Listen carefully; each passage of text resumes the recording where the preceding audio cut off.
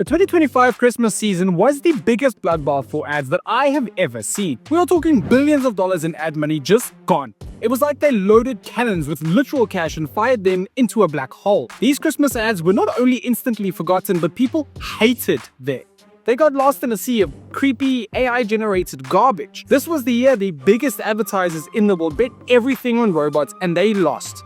Big time. And if you're thinking that sounds like an insane, unbelievable waste of money, you are 100% right. But while literally almost everyone was plugging words into a machine, 4 brands did something completely different. They didn't just get our attention, they actually won Christmas. So what did they do that no one else did? It's one simple, almost stupidly obvious thing that every single failed ad missed. It has nothing to do with computers and everything to do with people. Today we are counting down the 4 ads that won Christmas 2025, and we will expose the #1 reason every other ad failed so badly, and I'll also give you the secret to make sure that your work never fails. And you have to stay until the end, because the main reason for the failure isn't just about ads. It's a crazy warning for every single person communicating in the age of AI.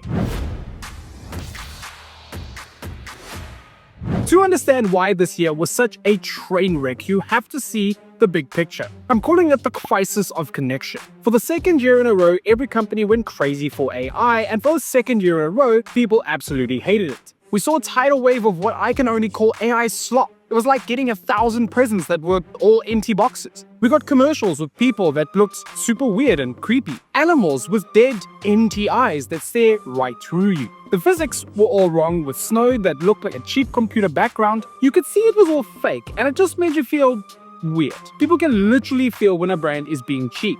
It's lazy. It's disrespectful. The message is, we didn't want to spend the money to hire a real person. We thought a robot was good enough for you. And at Christmas, that's the last thing that you want to feel. This wasn't just a small mistake. It was a gigantic strategic failure. Everyone was in such a hurry that they forgot the main rule of Christmas ads. You're not just selling stuff. You're trying to create a feeling. Just putting snow and Santa in your ad doesn't work. Just becomes boring background noise. The ads that actually won this year got it. They didn't just add to the noise, they were the only thing you could hear. They won by focusing on one thing: craft. They choose human stories over robot content, and they knew that in a world full of AI, the only way to win is to be more human. The secret to winning wasn't about getting more views, it was craft over clicks. Alright, let's take a look at the brands that actually crushed it this year. These are the campaigns that showed real craft and deserved to win. First up is Barbour, where the brand saw everyone was running toward AI and sprinted in the other direction. The biggest challenge this year was being real in a world full of fakes. People are getting tired of it. Seeing an AI ad is like a magician telling you his secret. The magic is gone and now you just feel ripped off. So what did Barbour do? They built a monument to not using AI. They teamed up again with Aardman, the studio that made Wallace and Gromit, for a stop-motion film made completely by hand. The AI ads were fast and cheap, but this was a custom-made masterpiece. The ad, Gift-O-Matic, is incredibly charming. Wallace builds a new machine to help with Christmas gifts. Of course, it goes completely wrong and rips all of his clothes off. Just as he's freezing, Gromit saves the day and wraps a Barbour scarf around his neck. Every single frame of this ad screams craft. It feels real. You can almost feel the clay. It feels warm and British, which is perfect for their brand. By doing the hard work of stop motion, Barbour sent a huge message. We care about quality and art. In a world full of garbage content, this ad felt like an amazing handcrafted gift. Next up is Tesco, which understood something huge. Nobody is perfect, and the best parts of Christmas are the messy parts. Most Christmas ads show a perfect fantasy life that no one actually lives. It just makes your own messy Christmas feel bad. Tesco's idea was to show what Christmas is really like.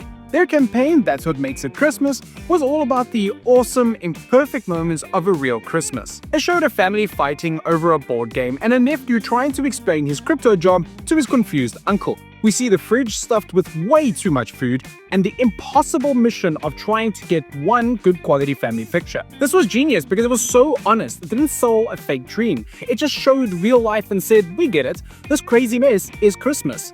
This works because it's a feeling that everyone shares. Instead of one giant ad, Tesco made a bunch of small, shareable clips.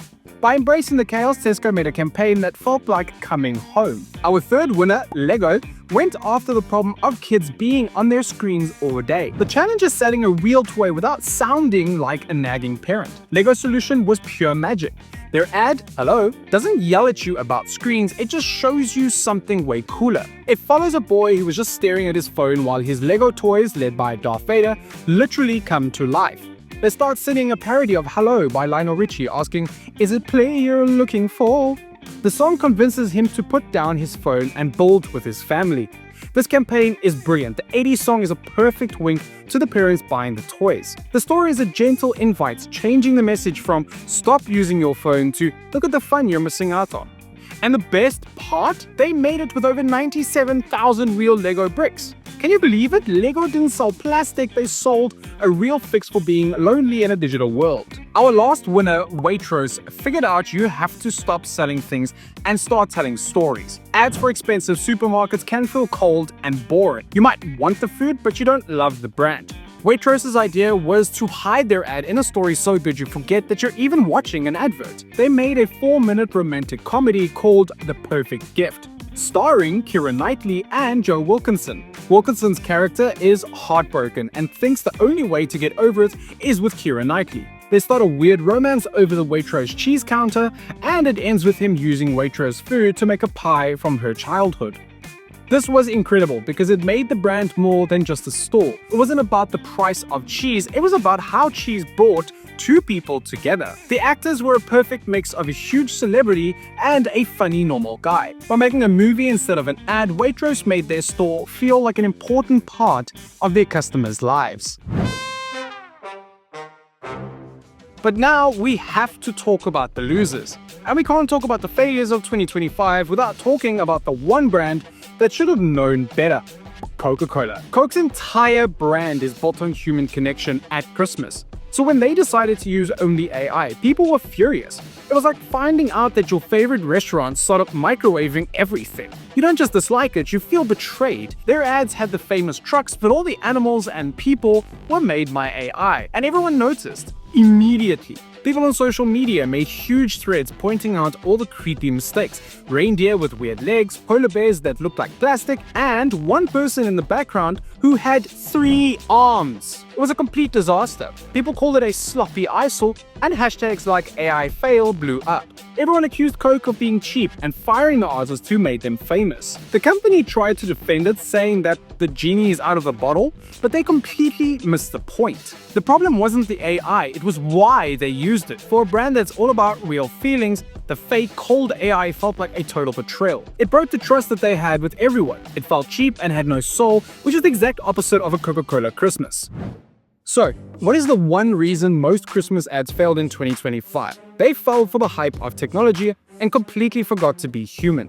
They chased efficiency and created a crisis of connection. They wanted clicks, but forgot about craft and treated ads like a math problem instead of art. The difference between the winners and the losers wasn't the budget or the celebrities, it was craft. The 4 winners understood this. Barbour chose real handmade stories over soulless robots. Tesco chose messy, real life over a perfect fantasy. Lego chose creativity over staring at a screen. And Waitrose chose human connection over just selling food. They all answered the one question that every person should ask before they start any project: how can you go deep before you go wide? They went deep on understanding people, deep on real emotion, and deep on respecting their audience. And in a year full of garbage, forgettable AI ads, being unapologetically human didn't just make them stand out, it made them matter. What was your favorite or least favorite ad this year? Let me know down in the comments below. And if you like this video, smash that subscribe button. Thanks so much for watching, and I'll see you next time. For more trending brand news, subscribe to our channel and visit designrush.com.